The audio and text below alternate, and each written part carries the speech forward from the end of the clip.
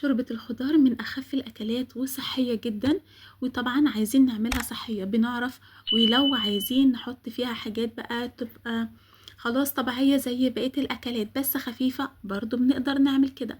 هي ليها كذا طريقة، ممكن نعملها ببصل، أنا ممكن نعملها بلسان عصفور، ممكن نعملها بشعرية، ممكن نعملها من غير أي حاجة من دي هتكون أخف حاجة. إحنا النهارده اخترنا لسان العصفور ويلا بينا نشوف هنعملها إزاي.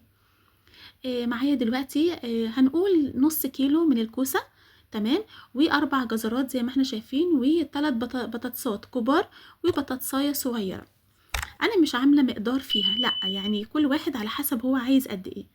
بس انا وريتكم ان حبيت اعمل الشكل ده، انا بحب قوي في الكوسة اعمل الشكل اللي انا بعمله دوت بالقوارة بتاعه الكوسة. تمام، عملت من الناحية المشرشرة، عملت كده، دي طبعا بتكون يعني اختياري. بس كده هنيجي دلوقتي وهنقطع الكوسة. تمام، نقطعها مكعبات زي ما احنا شايفين دلوقتي، وبعد كده هنجيب بعد ما هنخلص خالص هنجيب الكوسة ونحطها في الطبق، وهنجيب دلوقتي الجزر وهنعمل برضو نفس الحكاية. طبعا تقدري تكتري الكمية زي ما انت عايزاها، ممكن تكتري نوع وتقللي من نوع تاني، دي بتبقى حاجات اختيارية. تمام، هنجيب دلوقتي البطاطس وهنعمل برضو نفس التقطيع زي ما احنا شايفين دلوقتي. انا في طبيعتي بحب اعمل كده، وبعد كده احطها في ميه وفي حل على طول واخليهم بقى يستوي، بس احط فيها بصلايه متقطعه من غير زيوت ولا فيها اي حاجه.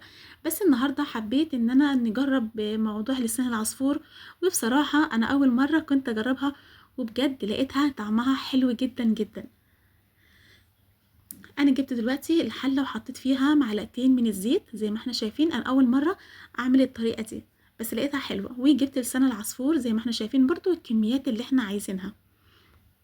دي حاجه لو كترنا منها او قللنا منها مش هتعمل معانا.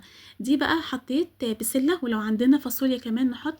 البسله دي كنت مطلعها من الفريزر، دي برضو انا كنت جايباها في وقت ما كانت البسله موجوده وحطيتها في الفريزر. بعد كده بميه سخنه. تمام، وهنحط دلوقتي التوابل: ملح وفلفل اسمر وكمون، هي دي التوابل بتاعتنا. وطبعا اخر حاجه مرقه خضروات، احنا عارفين ان مرقه الخضروات اللي بنشتريها من بره مش صحيه، دي نتكلم بصراحه، ولكن باذن ربنا انا هعمل المرقه الخضروات الصحيه وهنزلها لكم ان شاء الله. وطبعا احنا عارفين ان شوربه الخضار مش بتاخد معانا وقت خالص، علشان الاكل الخضار فيها ما يتهراش، نخلي بالنا مش بتاخد مثلا ربع ساعة على النار. وبكده خلصت حلقتنا، وزي ما احنا شايفين سهلة جدا جدا، ويا رب تكون عجبتكم، ونتقابل ان شاء الله في وصفة جديدة في أكلة بمزاج مع توتة. بس يا ريت ما ننساش اللايك والشير وسبسكرايب.